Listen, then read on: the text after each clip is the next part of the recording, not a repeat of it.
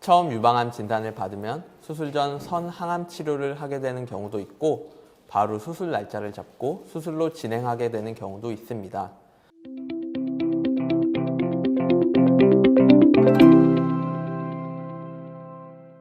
수술 후에는 보통 1, 2주 정도 후에 외래를 방문하여 수술 시 떼어낸 조직에 대한 검사 결과를 듣게 됩니다. 그리고 그 결과에 따라서 보조적인 추가 항암 치료나 방사선 치료, 그리고 호르몬 치료, 표적 치료 등을 계획하게 됩니다. 같은 유방암이라고 해도 치료 방법이 다양한 이유는 세분화된 각 유방암의 특성에 따라서 그리고 각 환자의 병기에 따라서 치료가 다르게 결정되기 때문입니다. 한 가지 보조 치료만 진행할 수도 있고 여러 가지 보조 치료를 복합적으로 진행하는 경우도 생깁니다.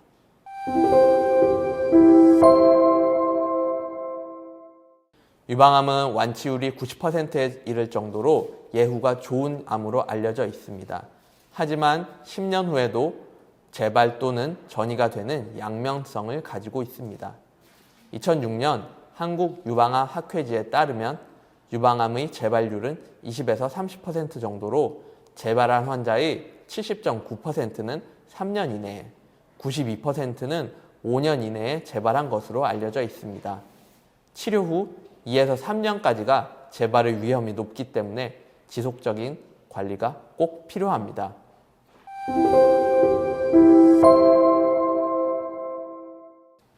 유방암의 재발은 국소 재발과 원격 전이로 나뉘어지는데 국소 재발의 경우에는 수술 부위의 흉벽이나 겨드랑이 또는 목에 혹이 만져지는 증상으로 나타납니다.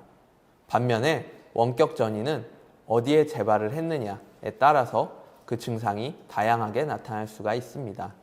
다만 전이 증상이 나타나면 이미 그 정도가 많이 심해진 경우가 대부분이기 때문에 그 전에 꾸준히 정기 검진을 받으면서 관리가 꼭 필요합니다.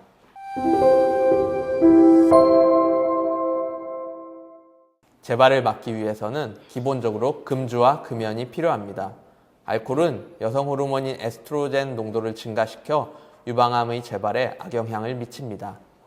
담배는 유방암의 재발 및 폐 전이를 촉진시킨다는 연구 결과가 있고 그 외에도 원발암을 일으킬 확률이 높기 때문에 피지 않는 것이 좋습니다. 또한 적절한 체중 유지가 중요합니다. 고지방의 음식 섭취로 인한 비만은 에스트로겐의 분비를 촉진시키고 이는 재발에 악영향을 미치게 됩니다.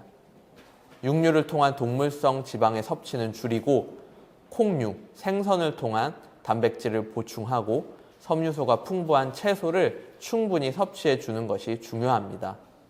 규칙적인 유산소 운동을 꾸준히 하는 것이 큰 도움이 됩니다.